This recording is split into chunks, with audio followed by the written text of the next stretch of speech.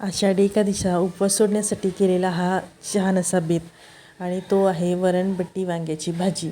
खूप छान लागते आणि मोस्टली तर हे असं सात्विक जेवण म्हणू शकतो आपण. वरणपोळी, वांग्याची भाजी म्हणा, गंगाफळाची भाजी म्हणा. तर चला आज आपण बनवतो आहे खानदेश स्पेशल वरणबट्टी. तर चला व्हिडिओला सुरुवात करते. बघा असं कुस्करून घेतलेली बट्टी, त्यावरती वरण आणि त्यावरती तुपाची धार आणि सोबत घोटलेली वांग्याची भाजी. मग तर जेवणाची मजाच काहीतरी वेगळी असते. तर चला व्हिडिओला सुरुवात करते. हॅलो नमस्कार, माझ्या यूट्यूब चॅनलमध्ये तुमच्या सगळ्यांचं पुन्हा एकदा मनस्वी हार्दिक स्वागत करते.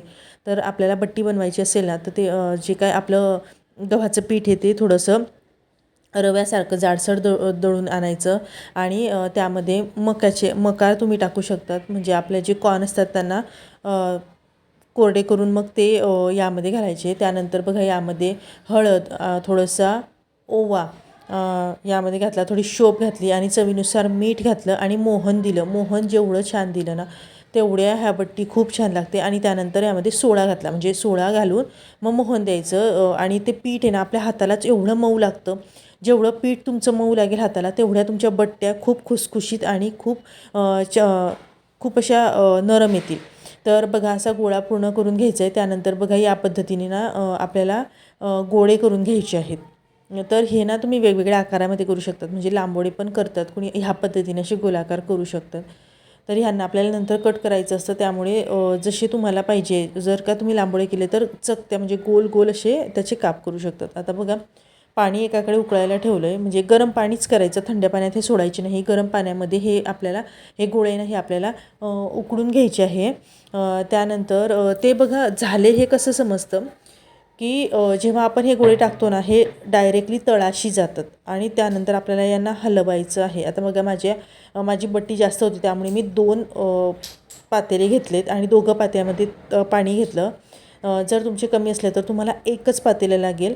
तर अशा या पद्धतीने मी दोघं याच्यामध्ये पाणी गरम करून नंतरच टाकले, थंड पाण्यात टाकायचे नाही. आणि ना टाकल्यानंतर 2 ते 3 मिनटानंतर असे हलवून घ्यायचे, कारण ते खाली बुडाशी बसतात त्यामुळे मग ते खाली चिटकतात. त्यामुळे असं आपल्याला हलवून घ्यायचं आणि झाल्यानंतर ना ते गोळे असे मस्त वरती तरंगतात. आता बघा हे सगळे गोळे मी काढून घेतले आणि ह्या पद्धतीने कट करायचे.